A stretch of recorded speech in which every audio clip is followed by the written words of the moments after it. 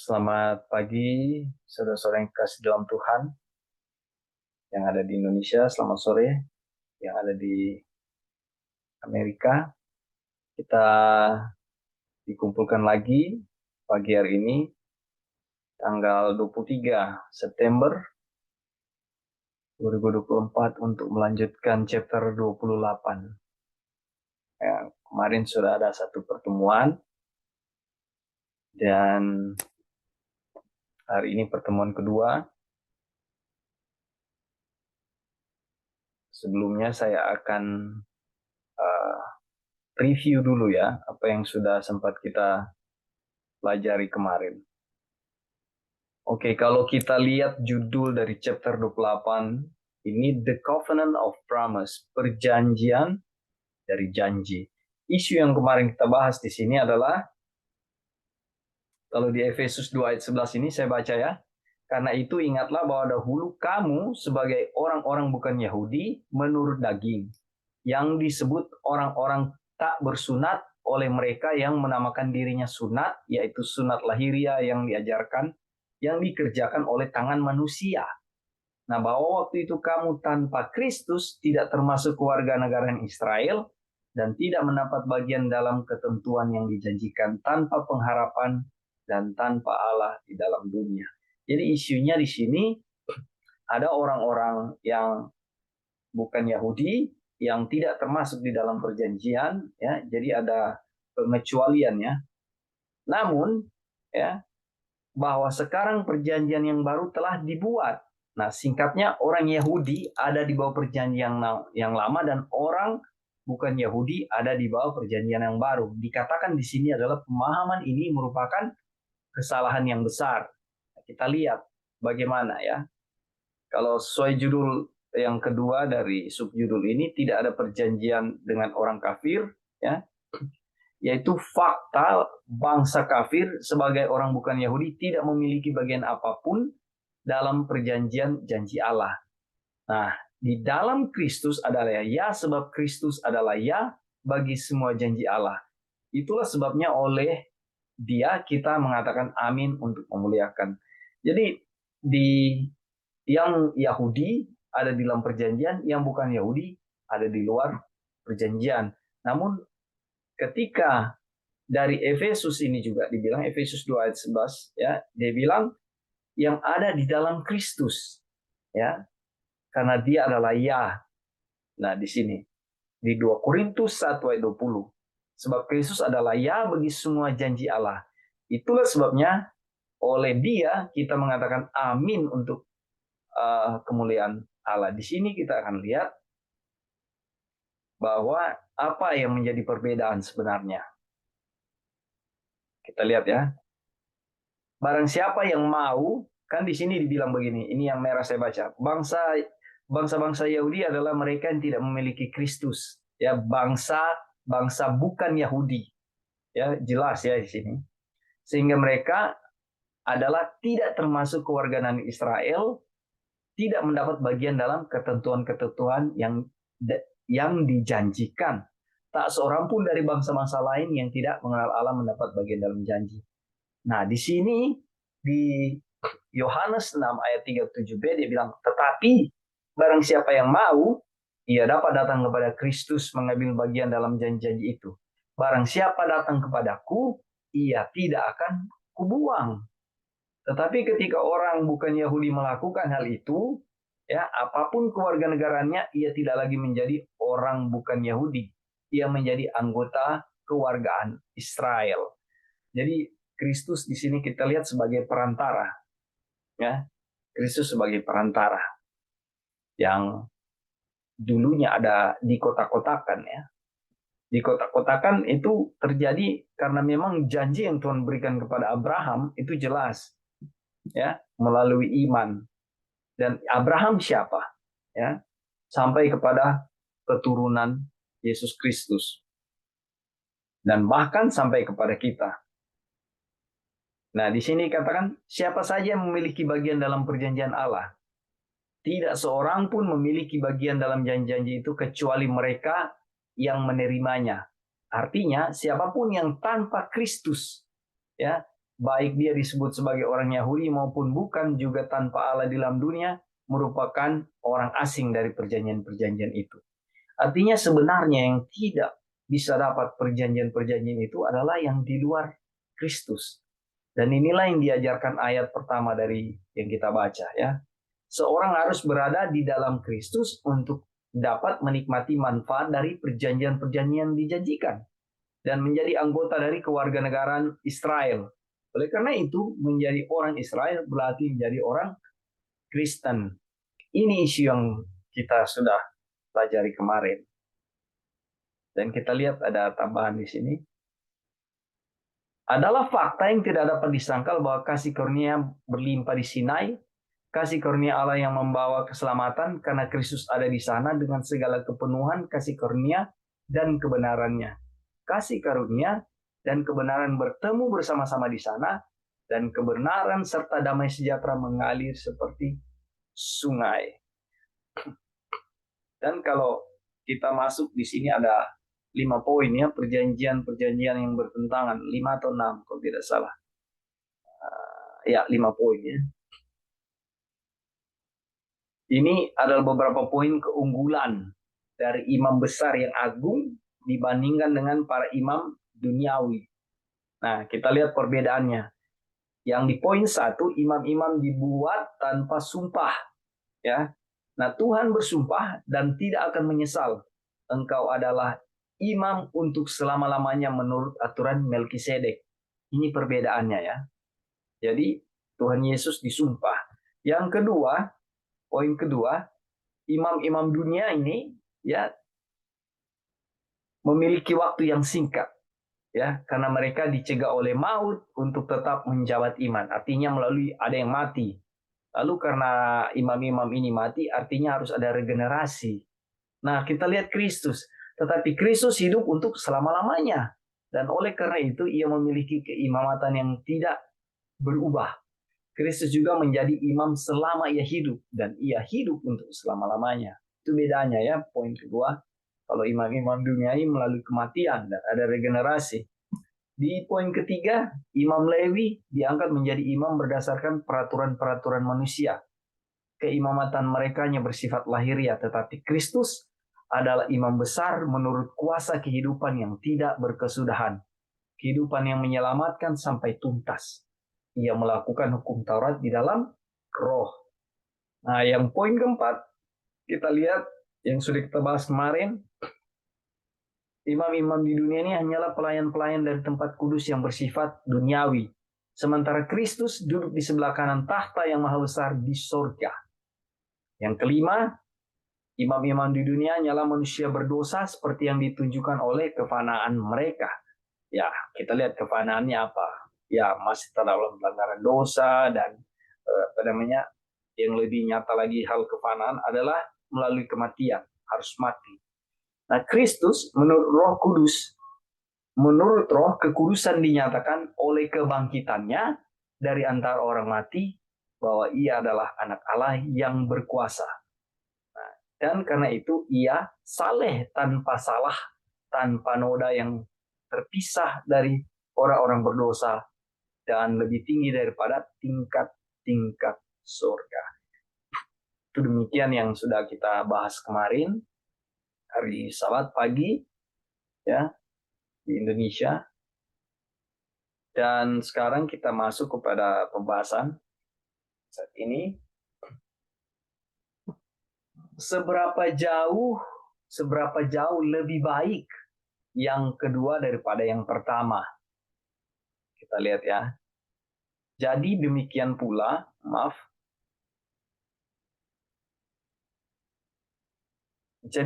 pula, Yesus adalah jaminan dari suatu perjanjian yang lebih kuat. Ibrani 7 ayat 22 ya.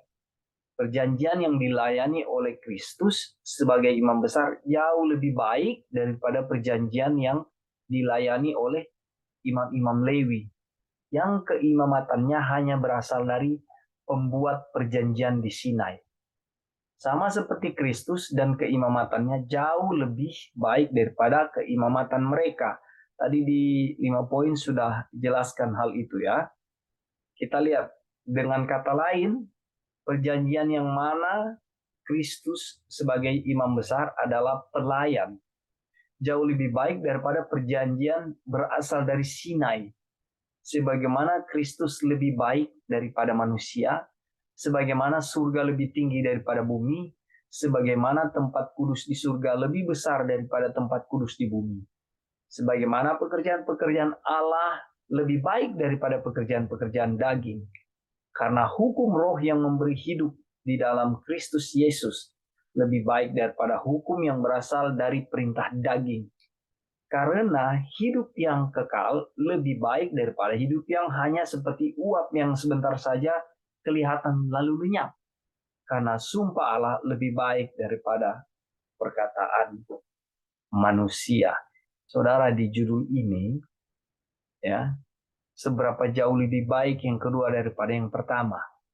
Dia mau bicara bahwa pekerjaan Tuhan nyata ditegaskan lagi dari kutipan ini, lebih jelas, adalah lebih baik, walaupun di dunia ini ada Ka'bah yang dibuat sebagai representatif atau perwakilan dari keadaan di surga, ya, yang Tuhan minta dibuat supaya ada hubungan Tuhan di chapter sebelumnya 27, ya, supaya Tuhan hadir, ya.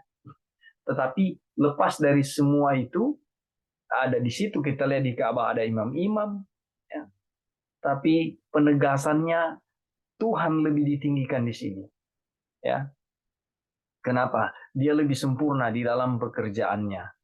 Dia lebih di atas segala-galanya. Semua prestasi, ya, semua level yang dibilang paling tinggi itu yang ada yang lebih baik yang sudah kita baca saat ini. Ini contoh yang saya mau ambil adalah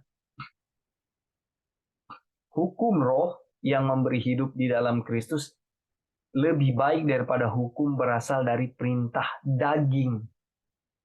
Kita tahu isu di sini tentang bagaimana sunat, ya, sangat diagung-agungkan. Dan ini adalah bentuk suatu perbuatan atau perintah daging. Nah, sementara karena hidup yang kekal lebih baik daripada hidup yang hanya seperti uap. Artinya, kita sudah sering bahas, tidak dengan melakukan, ya, suatu perintah, ya, melalui kedagingan kita. Karena contoh Abraham, ya, melalui kedagingan, kita sudah tahu ceritanya, dijanjikan adalah anak yang dari Tuhan, anak yang berasal dari roh, ya. Tetapi apa yang terjadi, saudara-saudara? Dia mengambil jalan lain, dan Ismail yang dilahirkan di situ disebut anak dari daging. Sementara anak yang dari roh yang dinanti-nantikan itu sepertinya terkesan lama. Artinya ada sisi di mana Abraham yang kita sebut bapak orang percaya ini memiliki pengalaman masa-masa di mana dia tidak percaya, ya. Walaupun di catatan Alkitab menjelaskan pengaruh daripada Sarah tentang itu, sehingga Abraham mengikuti apa yang Sarah sarankan untuk agar mendapat keturunan yang melalui daging. Jadi jelas di sini. Oke, mungkin ada saudara-saudara lain punya masukan yang lebih jelas mungkin, atau ada tambahan di perbedaan sini.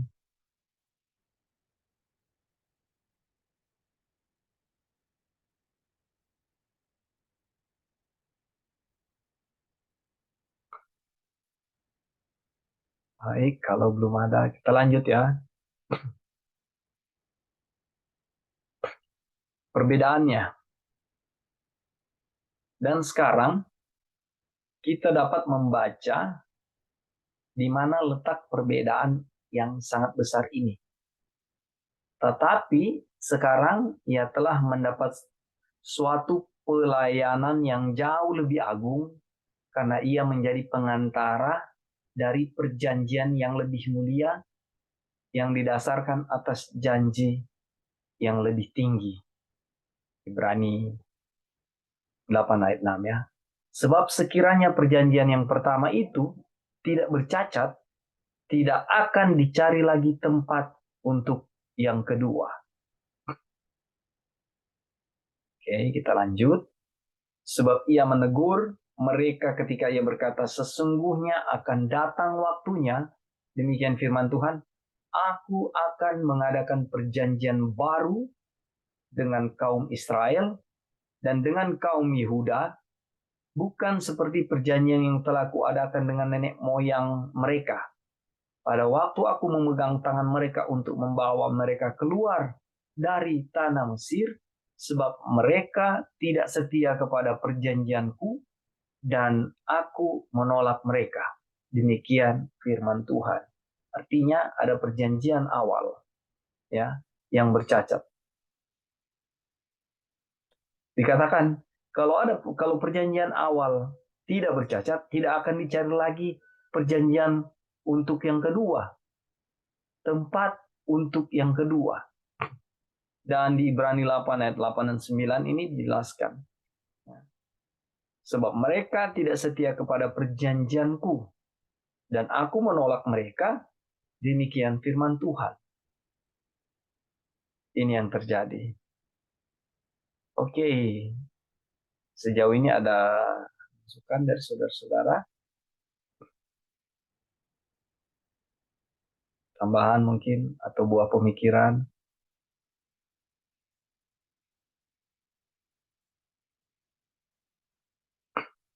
Oke, kita lanjut ya. Maka inilah perjanjian yang kuadakan dengan kaum Israel sesudah waktu itu. Demikianlah firman Tuhan. Aku akan menaruh hukumku dalam akal budi mereka dan menuliskannya dalam hati mereka, maka aku akan menjadi Allah mereka dan mereka akan menjadi umatku.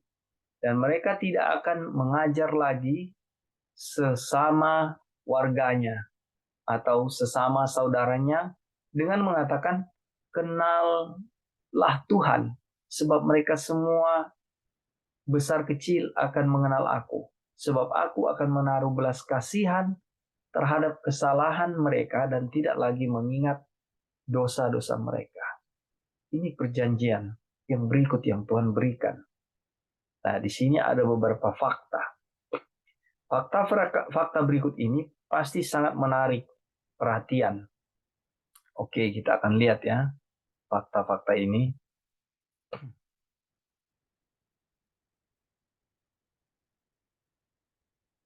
Satu, kedua perjanjian itu hanya ada pada bangsa Israel.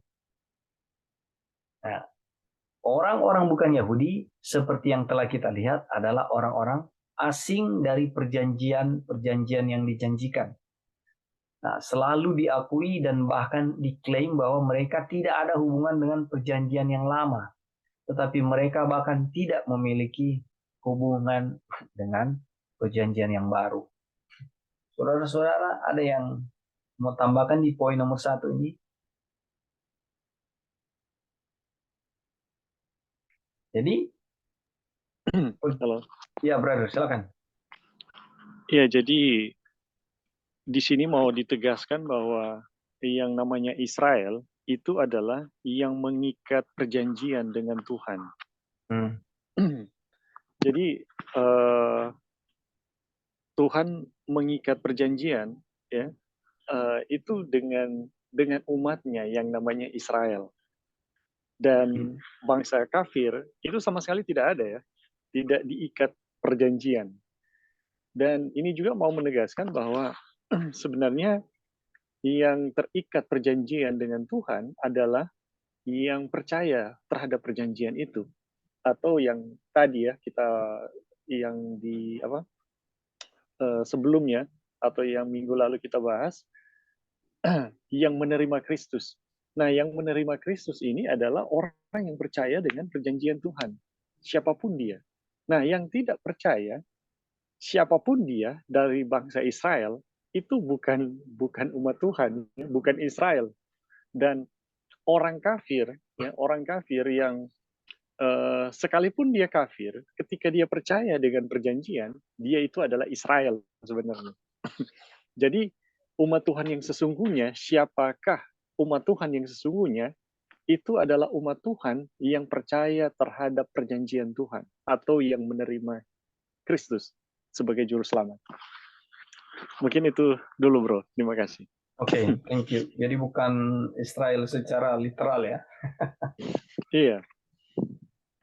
Oke, terima kasih brother tambahannya, penegasannya di situ ya.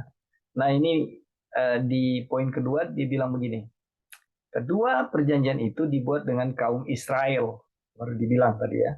Bukan dengan beberapa orang, bukan pula dengan bangsa yang terpecah belah, tetapi dengan kaum Israel dan kaum Yehuda, yaitu dengan seluruh umat Israel.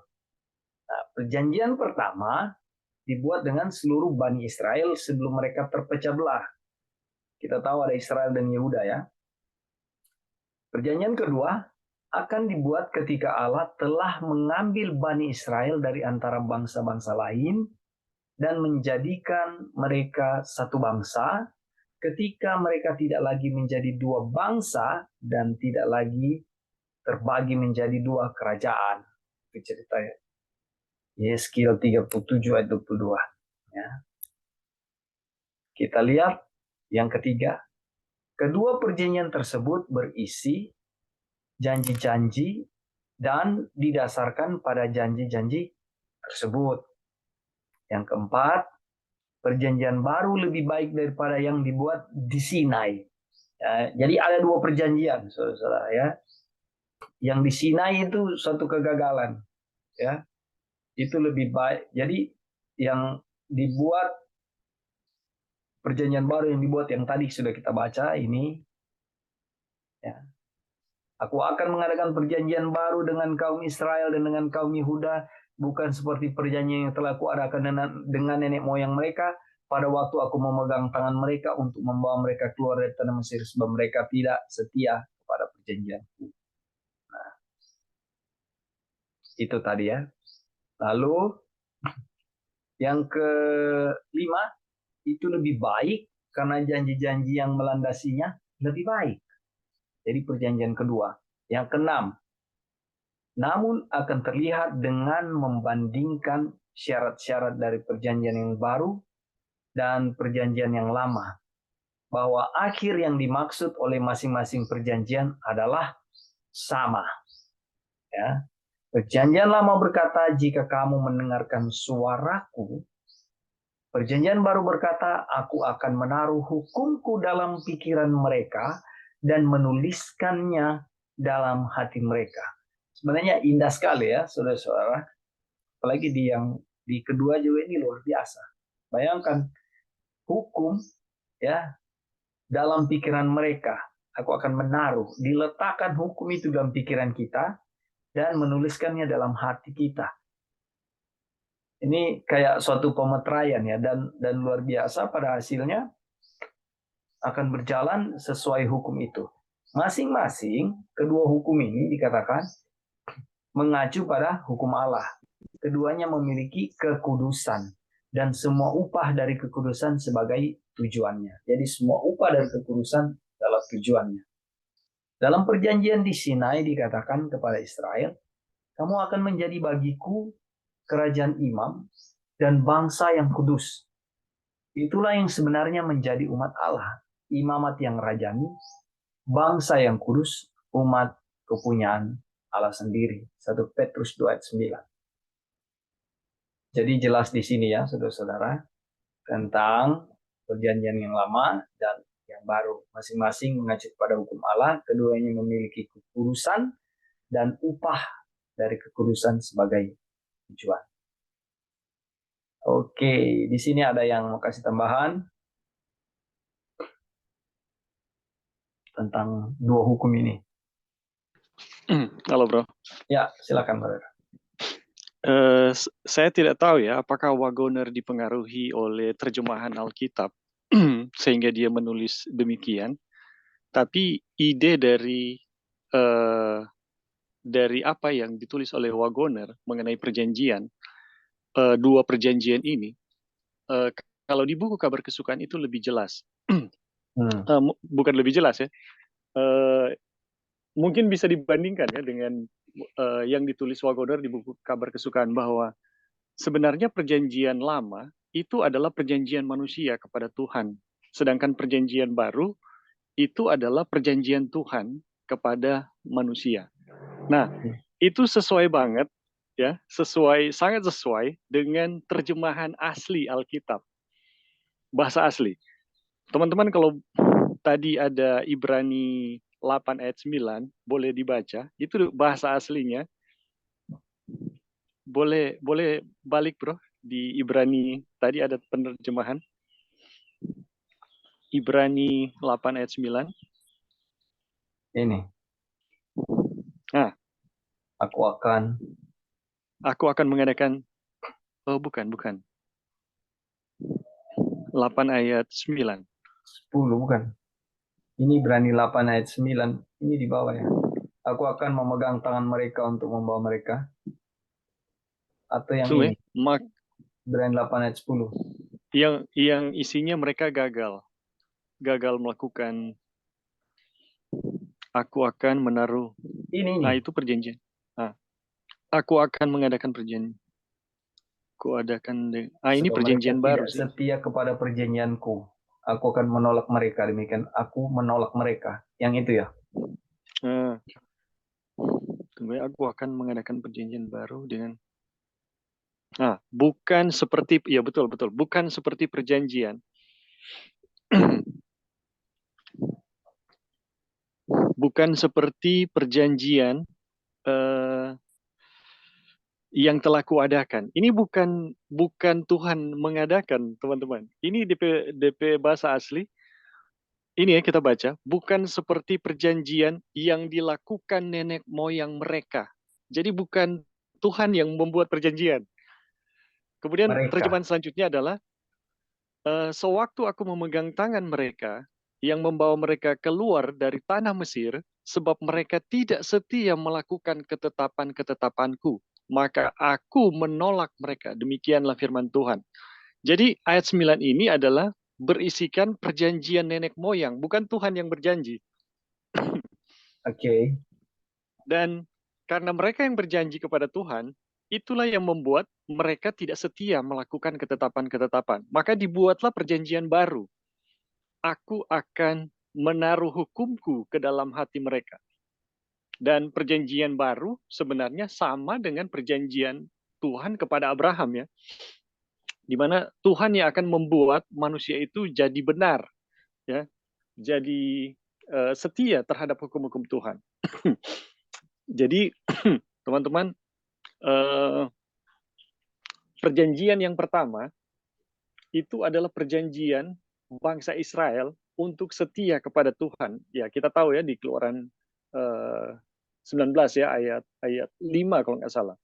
Nah, perjanjian baru adalah bagaimana Tuhan akan membuat bangsa Israel itu menjadi setia dengan cara dia menuliskan hukumnya atau menaruh kebenarannya di dalam hati mereka. Nah, bagaimana caranya Tuhan menaruh ya hukumnya di dalam hati bangsa Israel? Sangat sederhana ya. Permintaan Tuhan adalah pegang perjanjianku dan dengar firmanku. Sangat sederhana, cuma itu. Cuma kita tahu kegagalan bangsa Israel adalah karena mereka gagal. Apa ya? Tuhan cuma minta dua hal itu ya. Pegang perjanjianku, ya, perjanjian yang dibuat ya oleh Tuhan kepada Abraham, dan dengar firmanku, firman yang diucapkan waktu di Sinai. Cuma itu yang Tuhan minta, tetapi yang mereka buat, ya kami akan melakukan. Yeah. Dan hasilnya adalah kegagalan. Jadi teman-teman, perjanjian lama adalah perjanjian manusia kepada Tuhan untuk setia, sedangkan perjanjian baru adalah perjanjian Tuhan kepada manusia ya, untuk membuat mereka jadi setia. Dan kedua perjanjian ini apa ya, sangat bertolak belakang. Dan kalau Rasul Paulus di dalam Ibrani 8 ini kita baca terus, perjanjian lama itu akan usang.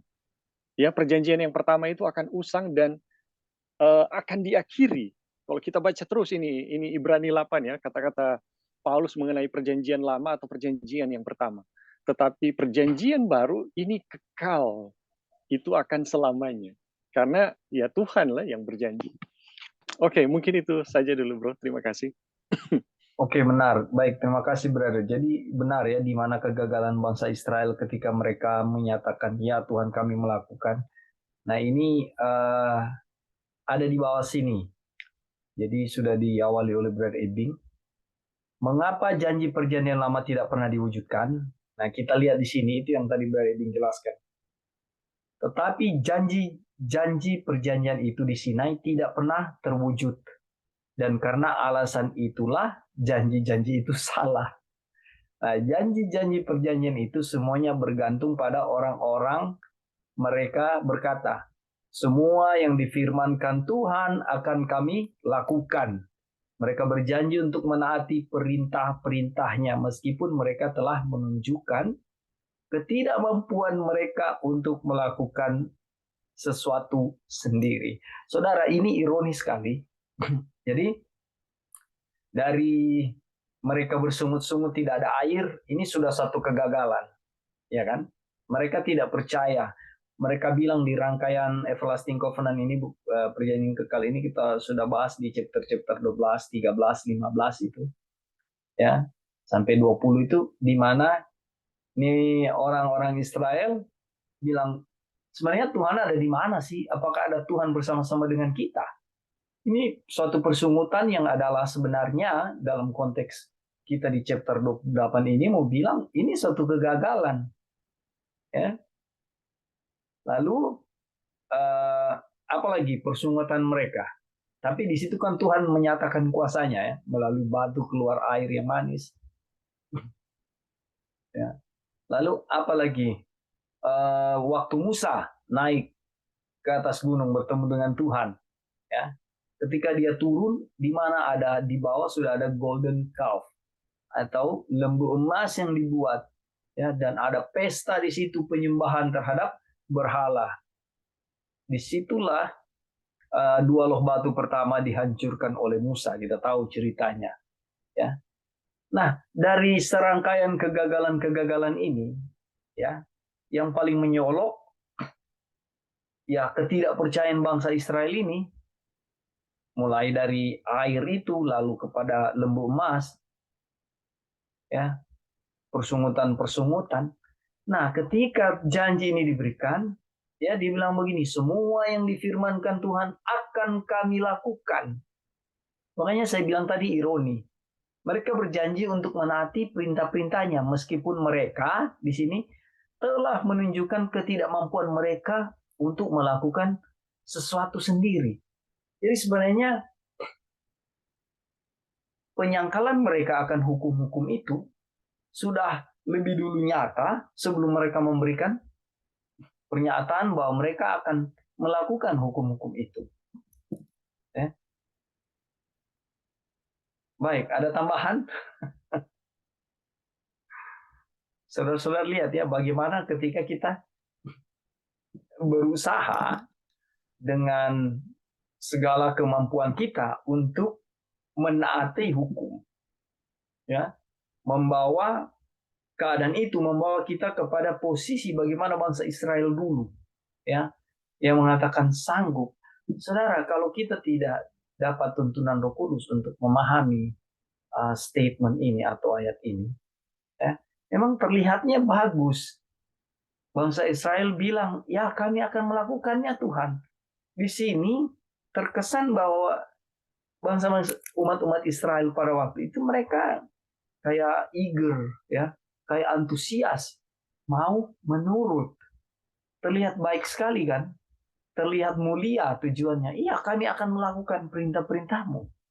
Tetapi dari kata itu sangat tersirat, sadar atau tidak sadar, kesombongan manusia yang luar biasa. Itu bobot dari perkataan, ya Tuhan kami akan melakukannya.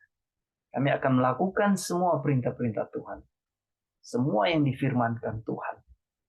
Bobot kesombongan ada di statement itu. Ya, dasarnya apa? Saya bilang ada bobot kesombongan. Kegagalan bangsa Israel untuk tidak percaya kepada Tuhan di awal-awal sebelum hukum-hukum ini diberikan di Sinai. Ya kan, sudah gagal dari awal. Mulai tidak percaya, ya Tuhan ada di mana? Kita udah kehausan ini. Dia marah kepada Musa, kamu bawa kami untuk bunuh kami di sini. Lebih baik kami mati di Mesir dengan makanan yang berlimpah. Seperti itu. Oke, ada tambahan saudara-saudara tentang kemampuan diri untuk menuruti hukum atau untuk selamat, sebagaimana yang digambarkan bangsa Israel ini. Kenapa perjanjian lama tidak pernah diwujudkan? Karena ini, dan Brother Ibing tadi sudah sampaikan penjelasannya. Halo Kak Delvin. Ya, silakan Dave. Jadi kalau dilihat ya perjanjian lama itu yang tadi sudah dijelaskan oleh saudara Ebing, jadi umat Tuhan ini kan yang berjanji waktu Tuhan berfirman bahwa jika melakukan perintahku atau apa yang di Keluaran 19 ayat 5 itu, terus kamu akan menjadi umat kesayanganku. Kemudian bangsa Israel mengatakan di ayat ini ya, semua yang difirmankan Tuhan akan kami lakukan. Dan mereka semua kan dibilang gagal ya untuk melakukan semua yang diperintahkan Tuhan. Jadi kalau Tuhan kira-kira ya menurut teman-teman semua, kalau Tuhan berfirman seperti itu, harusnya apa yang harus bangsa Israel katakan gitu, atau kan kalau mereka bilang ya kami akan melakukan, jadi itu kan kegagalan. Jadi apa yang harus apakah ya Tuhan kami percaya atau apa ya, mungkin ada teman-teman yang bisa kasih masukan. Jadi apa yang orang Israel harus lakukan? Jadi sama dengan itu kan jadi pelajaran untuk kita ya, kalau Tuhan berfirman melakukan hukum-hukumnya, itu menuruti hukum-hukumnya, itu kan firman itu bukan cuma untuk bangsa Israel, untuk kita juga. Jadi apa yang harus kita jawab ke Tuhan gitu? Kira-kira ada teman-teman yang bisa kasih masukan? Ini pertanyaan bagus sekali ya. Saya pernah memikirkan hal ini, tapi tidak keluar dalam bentuk pertanyaan, Sister Devi. Ya, tapi saya juga pernah berpikir, ya lalu jawaban apa gitu loh. Tapi saya tidak pernah keluar sebagai satu pertanyaan ke siapapun hal ini, dan puji Tuhan hari ini diungkapkan oleh Sister Devi. Nah, ada nggak saudara-saudara punya tambahan atau masukan? Sebenarnya kalau Tuhan bilang ini perintah-perintahku, ya, lalu kita harus jawab apa gitu loh? Apakah nah kalau kita lihat dari konteks ini kan apa yang bangsa Israel katakan, wah ini bisa lebih mendalam ini, Sister Devi. Karena begini, apa yang bangsa Israel sudah jawab, ya Tuhan, semua yang difirmankan Tuhan akan kami lakukan. Kan dia bilang begitu. Apakah ini mereka jawab begitu karena mereka tidak tahu harus menjawab yang benar? Apakah mereka menjawab seperti itu karena ya mereka tidak tahu jawaban yang benar ke Tuhan itu apa? Atau let's say ya mungkin mereka belum belajar pembenaran oleh iman. Misalnya begitu ya. Kita bongkar dulu ini. Apakah karena mereka tidak belajar pembenaran oleh iman sehingga mereka tidak tahu bahwa sebenarnya mereka itu tidak sanggup untuk melakukan perintah Allah? Ya kan? Atau sebenarnya mereka tahu kuasa Allah melalui dituntunnya mereka keluar dari tanah Mesir, tiang awan, tiang api, ya. Lalu apalagi laut merah terbelah, mereka boleh lewat situ. Itu kan mujizat-mujizat awal yang terjadi. Yang di situ mereka lihat Tuhan itu memiliki kuasa. Ya. Atau bagaimana saudara? Jadi apa yang harus bangsa Israel katakan ketika Tuhan bilang inilah firman-Ku? Ya, inilah perintah-perintahku. Silakan, ada punya tanggapan. Ini sangat menarik sekali. Ya. Di dalam firman itu kan di ayat 5 ya kalau nggak salah. Itu kan jelas toh. Tuhan katakan apabila engkau berpegang pada perjanjianku dan mendengarkan firmanku, engkau akan menjadi milik kesayanganku di bumi. Nah, sebenarnya Tuhan dari ayat itu tidak mengharapkan respon apa-apa sebenarnya sih. Kalau mau dilihat. Bro, sorry kita potong. Artinya sesederhana itu kita memahami firman Tuhan. Sesuai yang tertulis. Iya, sesuai yang tertulis. Kan Tuhan cuma bilang apabila engkau mendengarkan, apabila engkau berpegang pada perjanjianku, ya. Nah, perjanjian ini kan bukan perjanjian yang apa ya? Ini kita tahu bersama ini adalah perjanjian yang Tuhan buat dengan Abraham. Ya. Karena 10 firman itu tidak apa ya? Tidak menambahkan sesuatu yang baru terhadap perjanjian. Betul. Dan kemudian mendengarkan firmanku, ya firman yang akan diucapkan yaitu 10 firman ya. Maka engkau akan menjadi harta kesayanganku di bumi. Waduh. Ya, sebenarnya Tuhan tidak menginginkan respon apa-apa, cukup firman-Nya itu dipegang, ya, artinya diingat-ingat, itu cukup kok. Itu cukup karena kekuatan bagaimana bangsa Israel mau jadi orang benar atau menjadi pelaku firman Tuhan itu persis sama seperti pengalaman Abraham. Ketika Abraham percaya terhadap perjanjian Tuhan, baru Abraham bisa menjadi pelaku firman. Teman-teman, Abraham itu berkali-kali gagal. Dan dia pada akhirnya menjadi betul-betul bapak orang percaya itu pada saat dia mau korbankan Ishak anaknya. Disitulah dia menjadi betul-betul orang yang apa ya, orang yang percaya gitu. Dan itu adalah ketika Abraham betul-betul berpegang pada perjanjian yang Tuhan telah buat. Sekiranya Abraham gagal, Abraham tidak akan mengorbankan Ishak. Dan hal yang sama juga sebenarnya ya, yang Tuhan inginkan kepada bangsa Israel.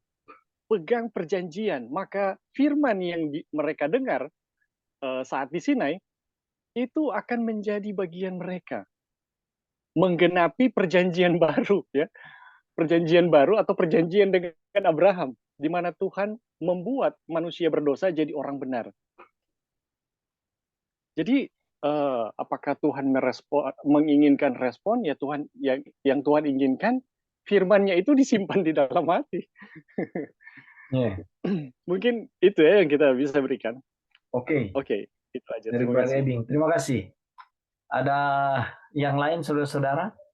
Di sini ada Pendeta Jeki baru masuk, baru bergabung.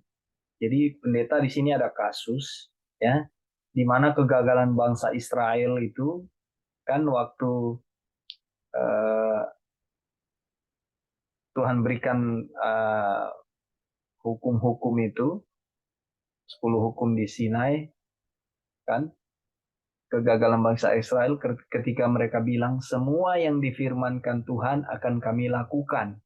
Nah, ada pelajaran yang dulu kita sampaikan tentang ini adalah unsuccessful marriage, pernikahan yang gagal. Ya. Kenapa gagal? Karena waktu firman Tuhan ini disampaikan, 10 hukum disampaikan, mereka bilang semua yang difirmankan Tuhan akan kami lakukan. Nah, di sini bentuk kegagalan ya dari konteks pembenaran oleh iman yang kita pelajari. Nah, Sister Devi bertanya, apa sebenarnya yang harus kita jawab? Jadi kalau Tuhan berfirman, kita harus menjawab dengan seperti apa kira-kira? Pendeta Jeki. Nah, tadi Brother Ebing sudah jelaskan bahwa sebenarnya Tuhan tidak meminta respon apa-apa. Jadi apa yang Tuhan bilang melalui firman-Nya, sesederhana itulah kita mengaminkan apa yang Dia bilang. Ya. turutilah perintah-perintahku, berpeganglah kepada perintah-perintahku. Seperti itulah kita memahaminya, sesederhana itu.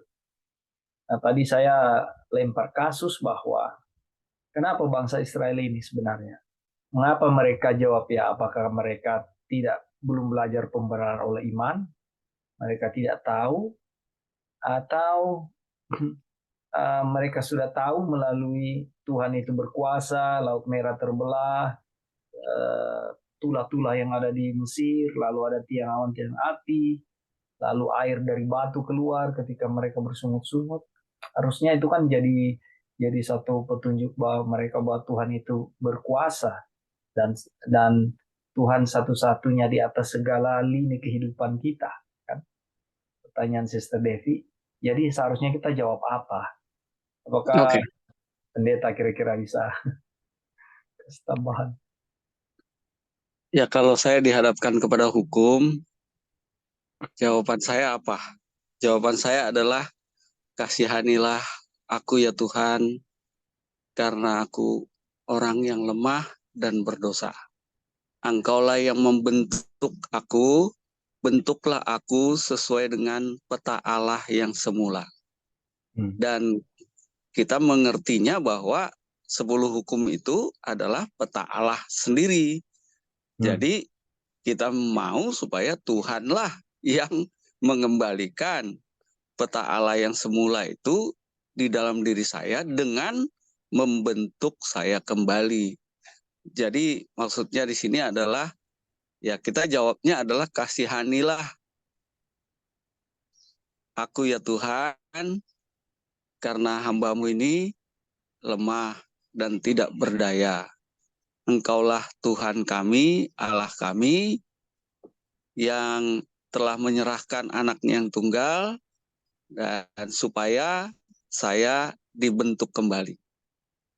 Itu aja. Jadi kita mintanya adalah untuk dibentuk kembali oleh Tuhan. Itulah yang disebutkan dengan dilahirkan kembali dan kemudian memiliki hidup yang baru di dalam Kristus.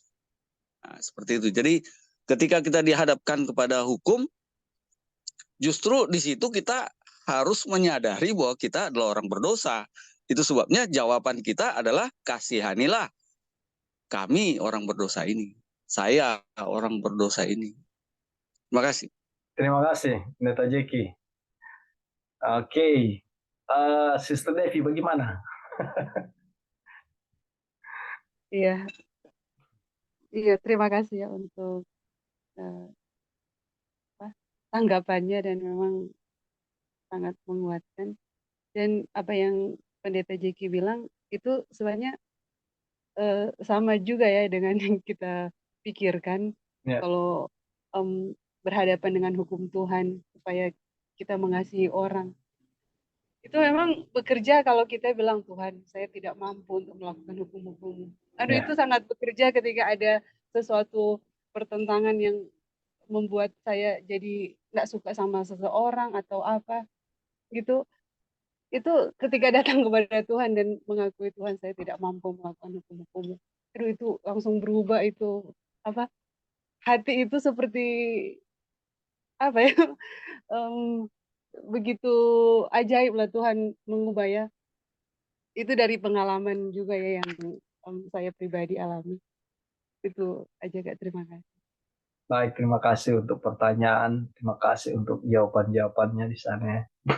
Memang baik sekali ini diangkat, karena kadang kalau kita tidak bedah kasus, kita hanya baca dan lihat, kita tidak akan sampai kepada pengertian yang Tuhan mau kita mengerti. Tentunya dalam hal ini itu pun dituntun oleh Roh Kudus untuk kita mengerti. Jadi terima kasih ya pertanyaan dan jawaban. Nah, kita lanjut ya. Janji mereka untuk menaati hukum seperti hukum itu sendiri lemah secara daging. Ya. Jadi ketika bangsa Israel bilang semua yang difirmankan Tuhan akan kami lakukan, sebenarnya yang saya sempat bilang tadi sangat ironi karena mulai dari keluarnya mereka dari Mesir, ya sudah melihat semua mujizat-mujizat itu, ya dari 10 tulah, lalu bangsa Israel bisa keluar, di mana mereka dibekali oleh bangsa-bangsa Mesir sendiri, dan Laut Merah terbelah, mereka boleh lewat di situ, lalu ada tiang awan, tiang api, tetapi ketika mereka ada di padang gurun dan tidak ada air, mereka meragukan Tuhan. Mereka bilang, saya ulangi lagi ya, tadi saya sudah bilang, sudah sebutkan, mereka bilang, di mana Tuhan? Apakah Tuhan ada di antara kita? Apakah Tuhan ada bersama-sama dengan kita? Itu kan yang menjadi mereka punya tanggapan. Lalu pada akhirnya Tuhan tidak membiarkan mereka. Dia memerintahkan Musa, pukul batu dan air keluar, dan mereka bisa minum. Ya, itu menunjukkan waktu mereka tidak percaya kepada Tuhan, itu menunjukkan satu kegagalan mereka, satu ketidakmampuan secara daging. Ya, lalu di sini mereka bilang apa? Semua yang difirmankan Tuhan akan kami lakukan. Dikatakan bahwa mereka telah menunjukkan ketidakmampuan mereka untuk melakukan sesuatu sendiri. Janji mereka untuk menaati hukum seperti hukum itu sendiri lemah secara daging. Saudara-saudara, di dalam pengalaman kehidupan saya secara pribadi, ya mungkin juga saudara-saudara juga sempat alami. Saya dulu pernah bukan bernasar ya, tapi itu sebenarnya bisa dikatakan sebagai satu nasar. Bahwa Tuhan, kalau saya begini, kalau Tuhan buat saya begini, saya akan melakukan itu. Saya akan ini, saya akan itu. Contoh, kalau saya dapat kesembuhan, saya akan setia kepada Tuhan. Tetapi setelah sembuh, berapa kali ketidaksetiaan kita buat. Ya, contoh-contoh seperti ini sudah dialami oleh bangsa Israel sebelumnya. Datang kepada kita, kita lemah secara daging di dalam penurutan. Ya, ini ditegaskan lagi. Oleh karena itu, kekuatan perjanjian itu hanyalah kekuatan hukum. Dan itu adalah kematian. Ketika kita dengan segala kebijaksanaan pribadi kita, kepintaran kita, imajinasi pribadi kita, ya menganggap bahwa saya harus istilahnya baiklah di hadapan Tuhan. Ini konteksnya masuk di sini. Ketika kita berpikir seperti itu sama dengan semua yang difirmankan Tuhan akan kami lakukan. Ya. Sehingga kita berpikir bahwa kita harus baik di hadapan Tuhan itu, ya. Sehingga segala sesuatu kita istilahnya tahan nafas. Jangan sampai saya berdosa, jangan sampai saya bersalah, jangan sampai saya berdusta, bohong atau apapun. Jangan sampai saya berzina melalui pikiran. Itu semua tahan nafas yang kita lakukan. Ya, yang kita usahakan. Jangan sampai salah. Seberapa kali contoh kita juga sama-sama sudah pelajari dan lihat, ya, mungkin melalui pribadi juga masing-masing. Ya. Berapa lama kita berhasil di dalam tahan nafas itu? Tapi pada akhirnya kita gagal lagi, saudara-saudara. Ini nyata dan memberikan suatu di-emphasize lagi, lebih dikuatkan lagi bahwa benar-benar kita ini lemah secara daging. Hanya melalui Kristus saja segala sesuatu itu. Mau penurutan, ya, mau setia, ya. Tadi pendeta bilang, Tuhan saya lemah.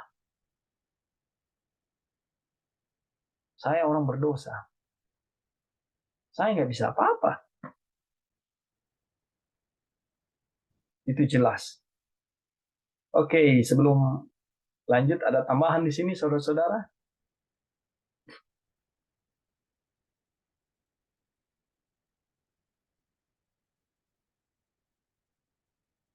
Oke, kalau belum, dia datang kepada hal ini. Lalu, mengapa perjanjian itu dibuat? Ya. Untuk alasan yang sama bahwa hukum itu diucapkan dari Sinai karena pelanggaran. Tuhan berkata itu karena mereka tidak melanjutkan perjanjianku. Mereka telah meremehkan perjanjian abadi yang telah dibuat Allah dengan Abraham. Dan karena itu dia menjadikan perjanjian ini dengan mereka sebagai saksi terhadap mereka. Jadi perjanjian itu dibuat ya adalah sebagai saksi. Jadi perjanjian sebenarnya kan sudah ada yang Tuhan buat dengan Abraham kan. Itu sampai kepada di mana bangsa Israel itu di Sinai Tuhan berikan 10 hukum. Istilahnya mau dibilang suatu apa ya? Penegasan sih. Ya. Ketika ada hukum lebih nyata lagi itu. Oh iya ini kesalahan-kesalahan. Seperti itu kan. Nah, bangsa Israel punya pemahaman selama itu, mereka percaya kepada Abraham, mereka percaya kepada Tuhan, dan di situ ada perjanjian yang Tuhan buat dengan Abraham. Dan itu didengung-dengungkan dari generasi ke generasi. Ya, istilahnya tanpa harus ada dicetak atau di print hukum-hukum itu atau perjanjian itu dengan Abraham. Itu menjadi cerita yang hidup ya di bangsa Israel mulai dari peristiwa perjanjian Tuhan dengan Abraham yang Musa pada akhirnya Musa juga yang menulis kan. Dan demikianlah yang dipahami.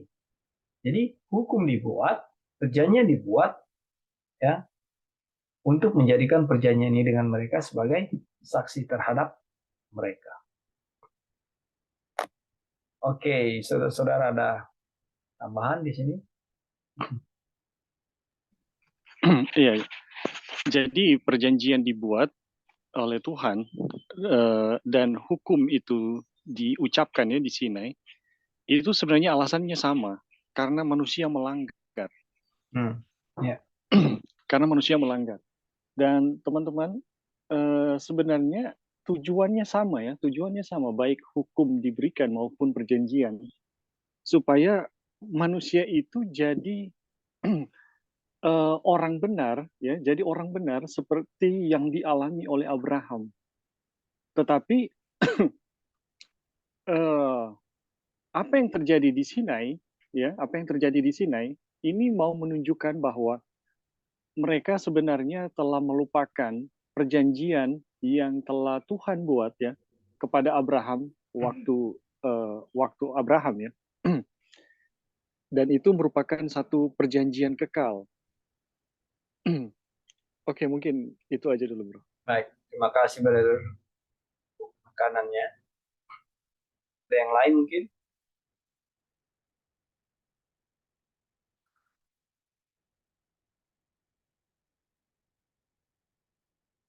Oke. Kalau belum ada kita lanjut ya.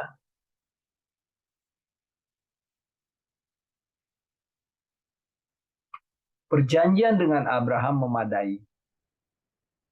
Perjanjian abadi dengan Abraham itu adalah perjanjian iman. Bentar ya. Ya, Sister Wasti, terima kasih sudah bergabung. Saya ulangi, perjanjian abadi dengan Abraham itu adalah perjanjian iman. Itu kekal dan karena itu pemberian hukum tidak dapat membatalkannya. Itu ditegaskan oleh sumpah Tuhan dan karena itu hukum tidak dapat menambahkan apapun ke dalamnya. Jadi sudah ada perjanjian dengan Abraham ya. Lalu ada hukum yang Tuhan berikan itu tidak membatalkan perjanjian itu. Nah, dan karena itu hukum tidak dapat menambahkan apapun ke dalamnya. Karena hukum tidak menambahkan apapun pada perjanjian itu, namun tidak bertentangan dengan janji-janjinya. Maka hukum itu terkandung dalam janji-janjinya. Jadi apa ya bahasa yang lebih pas ini, saudara? Apakah perjanjian itu hukum sebenarnya?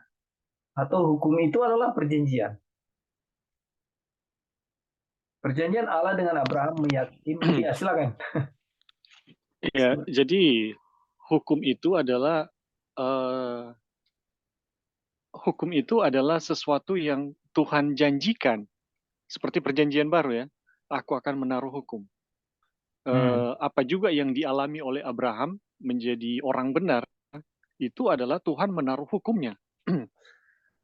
Jadi hukum itu adalah sesuatu yang sebenarnya Tuhan janjikan untuk ditanamkan ya, atau ditulis di dalam hati dan di dalam pikiran dari orang berdosa.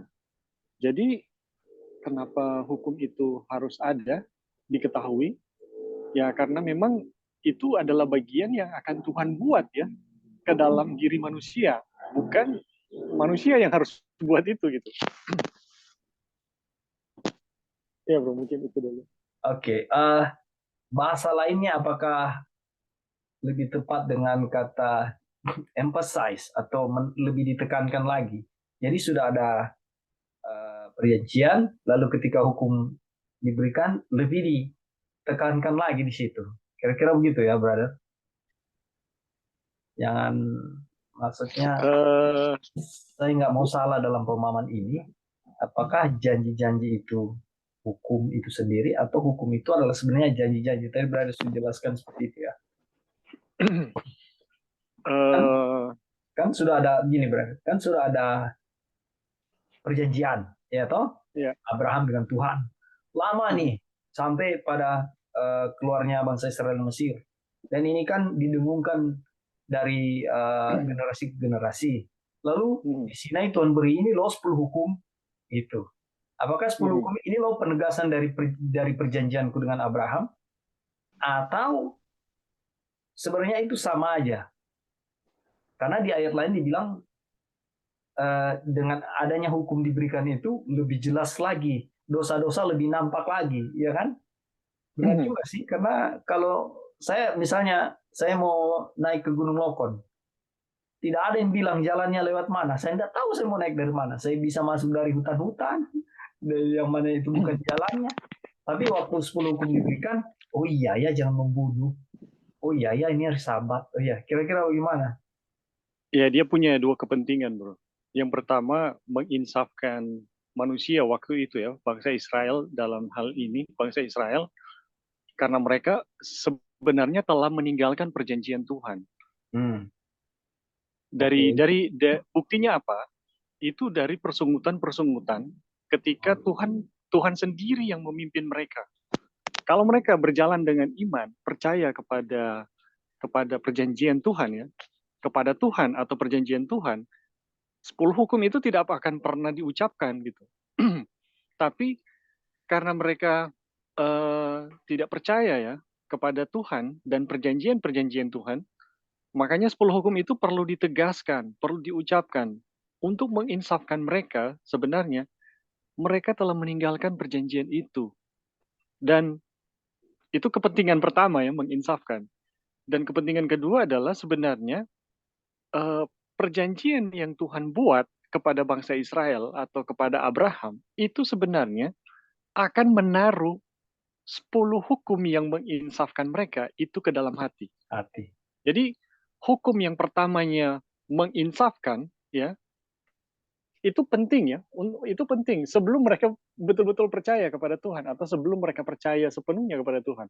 Nah, ketika mereka percaya kepada Tuhan, hukum yang tadinya menginsafi itu akan berubah ya, ditanamkan di dalam hati orang berdosa. Jadi dia punya dua kepentingan, bro. Yang satu menginsafkan dosa, yang satu membawa kembali kepada perjanjian supaya hukum itu sendiri ditanamkan di dalam hati manusia. Mungkin itu dulu, bro. Terima kasih. Oke, bro. Thank you. Apakah ada tambahan lain, saudara? Halo. Iya, Kak Dolphin. Ya, silakan, Sister Devi. Saya jadi ingat yang pelajaran kita waktu lalu ya. Ini jadi di sini kan memang dibilang bahwa pemberian hukum itu kan tidak membatalkan, tidak menambahkan apa-apa dari perjanjian sebelumnya, yaitu perjanjian Tuhan dengan Abraham yang diteguhkan dengan sumpah. Dan kita harus kembali mengingat perjanjian Tuhan dengan Abraham itu apa? Itu kan Kristus ya, apa, benar ya, Ya, Kristus, keturunan. keturunanmu Kak, dengan keturunanmu kamu akan diberkati, seluruh bangsa akan diberkati. Jadi itu Kristus. Nah, waktu kemarin kita belajar, waktu Abraham percaya akan janji itu, dia dihitung benar. Jadi dihitung benar ini sama dengan dia dihitung melakukan hukum-hukum Tuhan. Jadi perjanjian ini yang kita mengerti mungkin ada bisa lebih dijelaskan lagi. Jadi yang saya mengerti di sini dari pelajaran waktu lalu bahwa di dalam perjanjian itu ada janji sudah dengan hukum itu terkandung di dalamnya. Jadi pada waktu pada waktu Abraham percaya dan dihitung benar itu sama dengan dia sudah melakukan hukum itu. Dia berada di dalam penurutan kepada hukum-hukum itu gitu. Itu saja sih Kak. Mungkin Oke. itu jadi bisa dikoreksi ya kalau saya salah. Ya, terima kasih Kak. Ya, itu yang juga kita sudah pelajari sebelumnya ya. Seperti itu. Terima kasih, Sister Devi. Oke, apakah masih ada teman lain di sini? Ya. Silakan. Deta. Saya ulangi yang minggu lalu tentang ketika Hawa berdosa tidak langsung mati karena sebenarnya ada korban pengganti. Tapi jangan lupa juga bahwa Tuhan membuat pakaian, dan pakaian itu dibuat dari kulit korban. Nah, pakaian kulit korban ini menggambarkan perbuatan benar dari korban gitu. Korban yang kudus ini kan gitu. Jadi sebenarnya apa yang Saudari Devi bilang itu benar gitu. Jadi ketika kita percaya kepada janji yang diberikan kepada Abraham, perjanjian kepada Abraham itu adalah keturunannya. Ya. Dari keturunannya akan lahir ya sebenarnya ya juru selamat, karena dari keturunannya lah akan menjadi berkat kepada seluruh bangsa, seluruh manusia, itu maksudnya. Jadi Kristus itu akan menjadi berkat bagi semua, dan berkat dari Yesus itu jangan lupa bukan hanya dari kematiannya yang membebaskan kita dari upah dosa, tetapi itu juga adalah pemberian kehidupan yang benar ketika kita percaya. Nah, menguatkan apa yang disampaikan oleh Brother Ebing tadi, ada dua tujuan hukum tadi, menginsafkan. Nah, ketika kita menginsafkan, disitulah kita harus sadar bahwa kita ini membutuhkan juru selamat, kan gitu. Diinsafkan, kalau kondisi kamu begini ya hukum itu akan menuntut kamu mati gitu loh. Jadi harus kita insaf sepenuhnya. Kita tuh tidak bisa, kita orang berdosa tidak bisa menurut hukum, sehingga diinsafkan. Artinya diinsafkan ialah saya membutuhkan juru selamat, saya membutuhkan Yesus. Lalu kemudian yang kedua adalah pemberian kebenaran itu diberikan, dituliskan di hati kita. Itulah yang disebut dengan bagaimana kebenaran Kristus itu menjadi milik kita, ya. Dibenarkan itu artinya ya ketika kita percaya, kita diinsafkan, kita dibenarkan. Nah, sekarang begini, ketika kita insaf bahwa saya salah, berarti saya mengakui kebenaran dari hukum. Kan seperti itu. Kalau kita tidak mengakui hukum itu, maka itu tidak akan menuduh-nuduh kita, tidak akan menginsafkan kita. Dan ketika kita menyatakan bahwa hukum itu adalah kebenaran, maka itulah kita katakan, oh, yang diberikan Yesus itu, yang dianugerahkan Yesus itu ialah kebenarannya gitu. Dengan iman kita terima itu bahwa itu sudah diberikan kepada kita. Nah, kembali ke pemberian perjanjian. Kenapa diberikan perjanjian itu? Dan kenapa diberikan kembali hukum kepada bangsa Israel di Sinai? Alasannya kan tadi sama. Ya. Karena baik Abraham maupun bangsa Israel itu adalah orang berdosa gitu loh. Pelanggaran, karena pelanggaran gitu loh. Karena ada pelanggaran. Jadi hukum itu diberikan untuk menyatakan kita adalah pelanggar-pelanggar terhadap hukum itu dan pasti mati. Itu tujuannya. Jadi tadi menginsafkan kebutuhan kita akan juru selamat. Jangan dibuang hukumnya, jangan dihapus hukumnya, karena justru itulah yang akan diberikan juga, ditawarkan kembali kepada diri kita bahwa kita itu dikaruniakan, dikembalikan peta Allah yang semula, dan peta Allah yang semula itu adalah hukum-hukum Allah gitu ya. Ya. Kemudian coba perhatikan perjanjian ini, mengenai perjanjian kekal ini. Itu kan diberikan kepada Abraham. Saudara ingat pada waktu bangsa Israel ini memberontak begitu, terus Tuhan bilang, aku akan membinasakan saja ini bangsa ini. Aku akan membuat keturunanmu, Musa. Aku akan dari keturunanmu saja. Coba dulu saudara berpikir, kalau Musa tidak menyadari perjanjian kekal ini, dia dengan senang hati terima gitu loh. Oh ya udah, ya gitu ya. Tapi Musa sendiri mengingat perjanjian kekal itu, bahwa itu adalah perjanjian kekal Allah kepada Abraham, bahwa dari keturunan Abraham lah, ya dari keturunan Abraham. Itu jadi, dan kita tahu bahwa dari keturunan Abraham yang dipilih juga adalah dari suku Yehuda yang selanjutnya, ayat yang berikutnya. Tapi yang jelas bahwa dari bangsa Israel itulah, dari keturunan Abraham itulah yang akan lahir juru selamat. Dan itu juga bukan dari Ismail, begitulah ya. Jadi harus dari pernikahannya Abraham dan Sarah, karena saat itulah perjanjian itu diberikan. Oke, terima kasih. Terima kasih, Pastor. Menarik sekali ya. Tadi yang satu hal yang sangat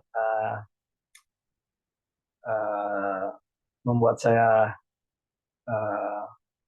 tertarik sekali waktu Pendeta Jiki bilang, ketika kita mengakui kesalahan kita, ya, artinya kita di situ mengakui keberadaan hukum. Ya. Jadi ini hal yang luar biasa, singkat ya tapi padat. Jadi benar-benar bahwa ketika kita berdosa kan Tuhan sudah kasih jalurnya ya. Ya, datang minta ampun, aku setia ya dan adil, mengampuni. Itu kan jalan yang Tuhan kasih ketika kita berdosa. Melalui firman Tuhan juga itu kita dapat jalan itu. Artinya Tuhan siapkan jalan buat kita. Lalu di dalam prosesnya, waktu saya berdosa dan saya menyesal akan dosa-dosa itu, disitulah yang tadi Pastor Jeki bilang bahwa kita mengakui hukum itu. Nah, ini luar biasanya. Nah, lebih dalam lagi kita telusuri, yang membuat kita mengakui hukum itu siapa? Yang memberikan keinsafan kepada kita siapa? Roh Kudus, Tuhan. Ya. Jadi memang mata rantai yang tidak terputus. Dan luar biasa indahnya kebenaran ini ketika kita dengan tuntunan Roh Kudus bisa paham betapa indah, luar biasa kebenaran ini. Terima kasih Pendeta JK untuk masukan dan tambahannya ya. Oke. Kak Delvin. Ya, Sister Devi silakan. Ya, cuma mau agak kecil suaranya. Ya, halo. Ya, ini bagus. Ya. Yang mengenai mengapa perjanjian di Sinai. Tadi, puji Tuhan ya penjelasannya Bagus sekali. sangat menguatkan, iya, bagus sekali dari Pendeta Jeki. Dan kita jadi teringat ya perjalanan Abraham ini, maksudnya pada waktu Tuhan memberikan perjanjian kan kepada Abraham, dan Abraham percaya dan dia dihitung benar gitu. Terus dia kan Abraham ini em, masih jatuh ya, masih berdosa. Ketika dia percaya kan dia masih berdosa juga. Nah, itu dalam perjalanannya Abraham. Tapi tadi juga sudah dijelaskan oleh saudara Ebi. Tapi ketika Abraham terus berpegang pada perjanjian yang kekal itu yang diteguhkan dengan sumpah, itu Abraham disebut Bapa segala orang percaya. Jadi Abraham terus berpegang pada, walaupun dia masih tetap jatuh, dia berpegang terus pada perjanjian itu, dan dia mengingat terus akan perjanjian itu, dan dia disebut Bapa segala orang percaya. Nah, bangsa Israel ini mengapa perjanjian di Sinai diberikan? Karena kan dibilang karena pelanggaran. Kemudian karena mereka tidak setia pada perjanjianku. Itu kan perjanjian waktu dengan Abraham ya. Mereka sudah lupa.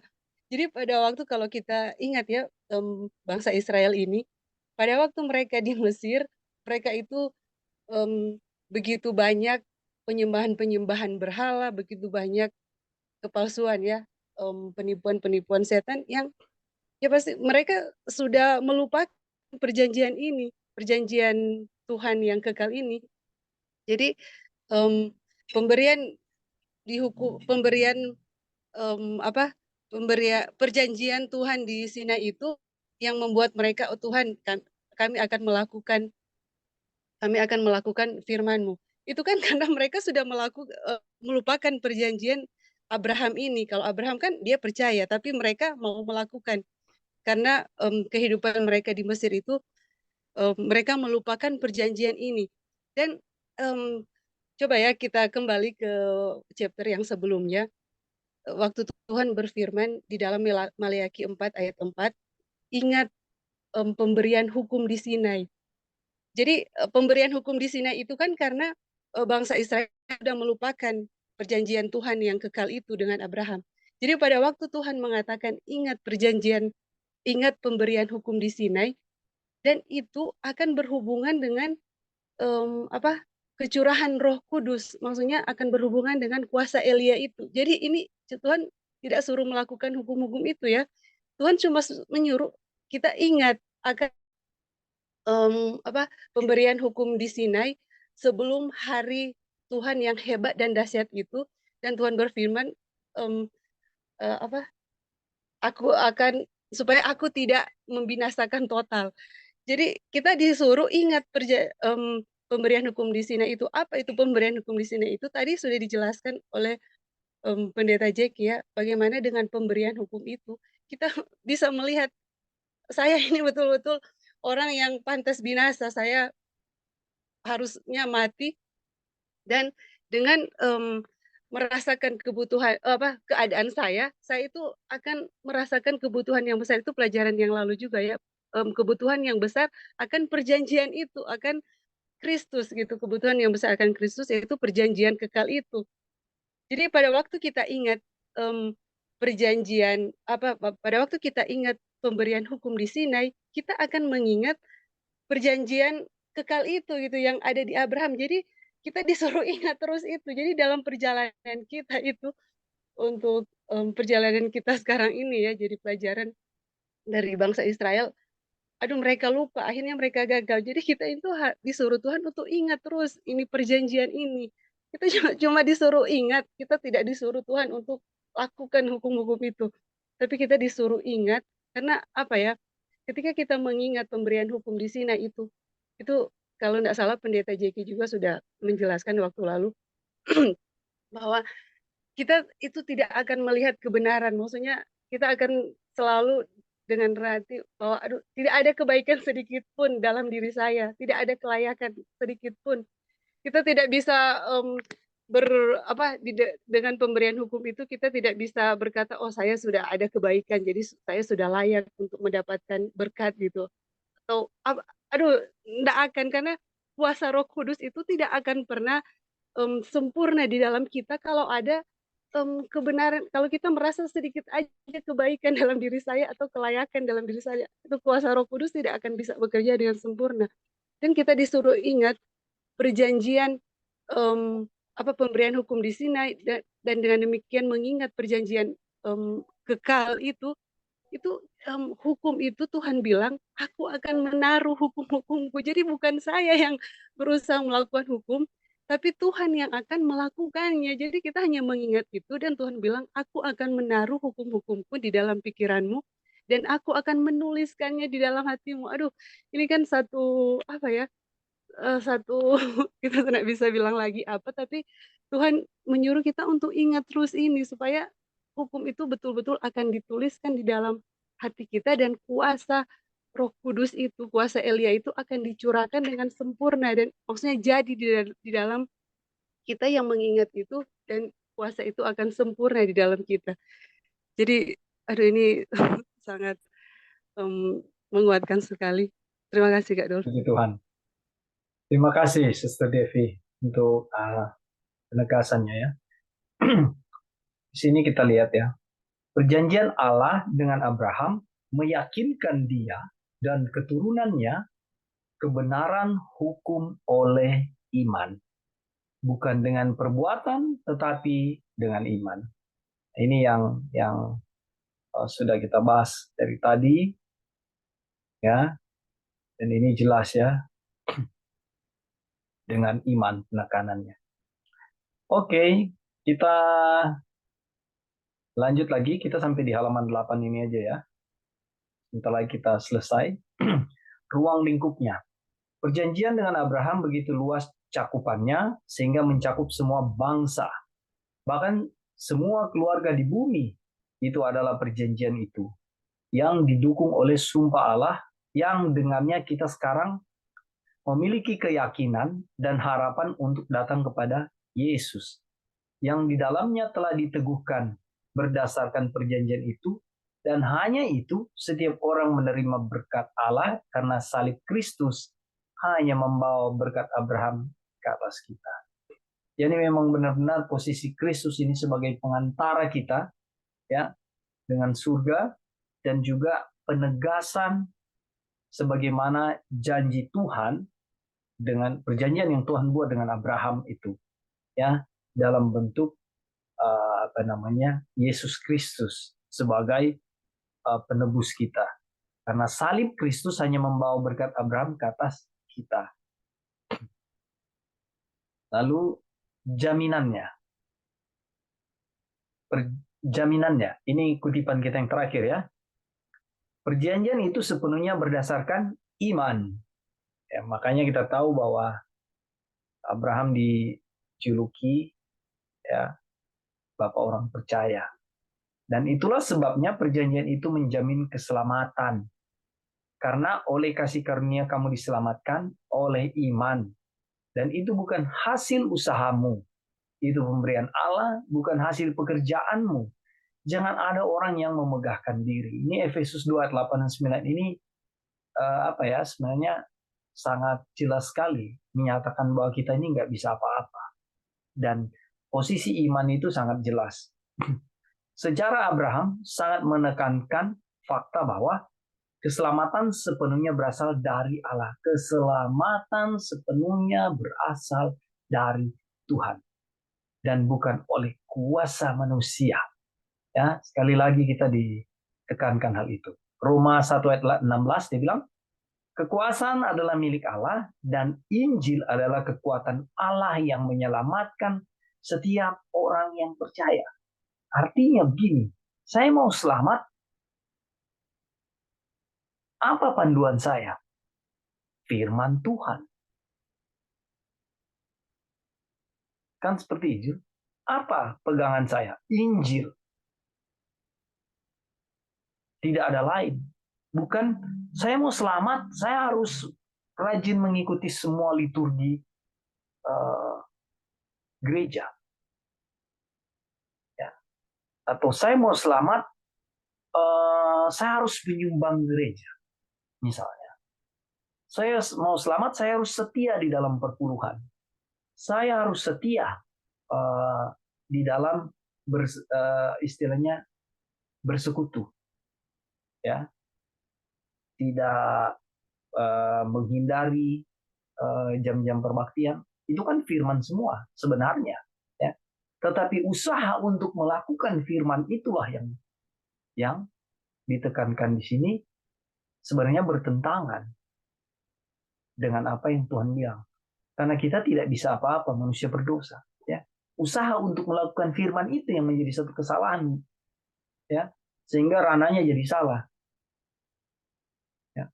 Doa tadi Pastor Jeki bilang, Tuhan, saya orang berdosa, saya tidak bisa berbuat apa-apa, kasihanilah saya, give mercy on me.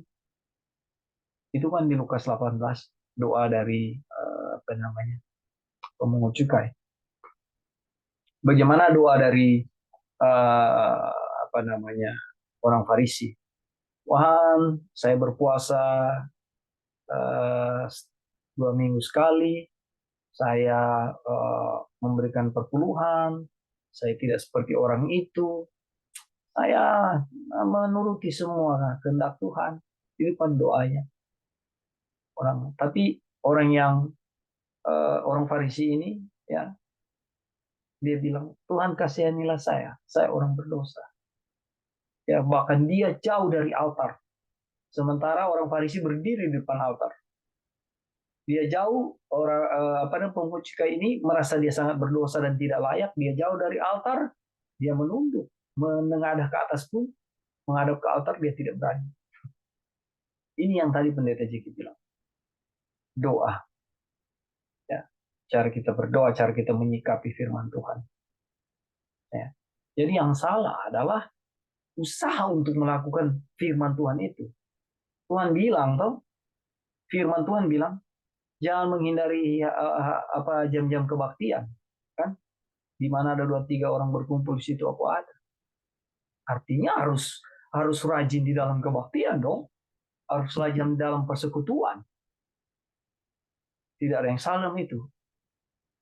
Tapi kalau ada yang salah, itu karena kita berusaha untuk melakukan itu. Makanya di sini penekanannya adalah hanya oleh iman. Sejarah Abraham sangat menekankan fakta bahwa keselamatan sepenuhnya berasal dari Allah dan bukan oleh kuasa manusia. Kekuasaan Allah milik Allah dan Injil adalah kekuatan Allah yang menyelamatkan setiap orang yang percaya. Saudara, ini patokan kita, Roma 1:16. Injil yang menyelamatkan saudara dan saya. Bukan hebatnya kita mau bikin hal-hal dalam pekerjaan Tuhan. Ya, ketika ada KKR buat ratusan orang dibaptis, harus Tuhan yang kita puji, bukan hebatnya para panitia, ya, pembicara sehingga ratusan orang bertobat. Bukan seperti itu. Kita melihat di sini Injil, ya, yang memberikan kekuatan dan yang menyelamatkan orang. Ya, salah satu adalah pertobatan. Dari kasus Abraham serta Ishak dan Yakub, kita dibuat tahu bahwa hanya Allah dirinya sendiri dapat memenuhi janji Tuhan. Hanya Tuhan yang bisa. Itu pegang, saudara-saudara, jadi kekuatan buat saya secara pribadi. Ya, saya nggak bisa, tapi Tuhan bisa. Ya, secara tidak langsung, bahwa dengan mengakui Dia, ya, mengakui Tuhan dalam segala perkara, kita akan menjadi orang-orang yang memiliki ketergantungan terhadap Dia yang bisa. Karena kita sadar kita tidak bisa. Mereka tidak mendapatkan apa-apa dengan kebijaksanaan atau keterampilan mereka sendiri. Saya ganti. Kita tidak mendapatkan apa-apa dengan kebijaksanaan atau keterampilan kita sendiri atau kekuasaan. Semuanya adalah anugerah dari Tuhan. Dan Dia, Tuhan, memimpin kita. Tuhan melindungi kita. Saudara yang kasih dalam Tuhan, ini akhir dari kutipan kita yang terakhir. Apakah ada tambahan sebelum kita tutup, saudara-saudara? Silakan. Jaminannya.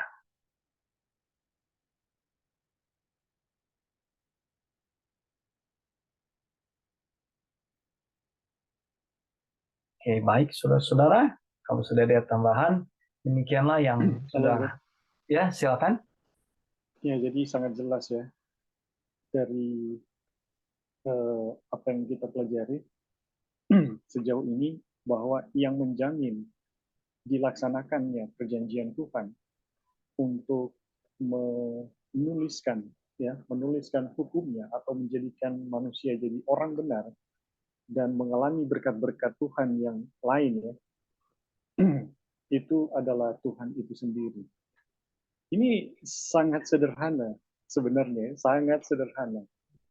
Tetapi kalau kita ya posisinya seperti bangsa Israel, posisinya seperti bangsa Israel terkondisi dalam penyembahan berhala, ini akan jadi sulit. Sangat sederhana, tapi akan sangat sulit. Kenapa? Karena kita tidak bakal melihat Tuhan yang sesungguhnya. Kalau masih ada penyembahan berhala dalam pikiran kita. Oke bro, mungkin itu aja. Yang menjadi dasar semua itu terjadi atas bangsa Israel karena ketidakpercayaan. Jadi memang benar, masih ada banyak ganjalan-ganjalan atau janggalan-janggalan yang menjadi bagian dari kita yang menghalang-halangi bagaimana kita bisa percaya bahwa Injil itu adalah kekuatan untuk keselamatan. Terima kasih Brother Ebing untuk tambahan tutupan dan kita selesai sampai di sini. Puji Tuhan untuk pertemuan ini. Terima kasih saudara-saudara yang sudah berpartisipasi untuk sama-sama bergabung dan juga saudara-saudara yang sudah memberikan pendapat. Kiranya Tuhan memberkati kita semua. Saya bawa dalam nama Tuhan kita Yesus Kristus.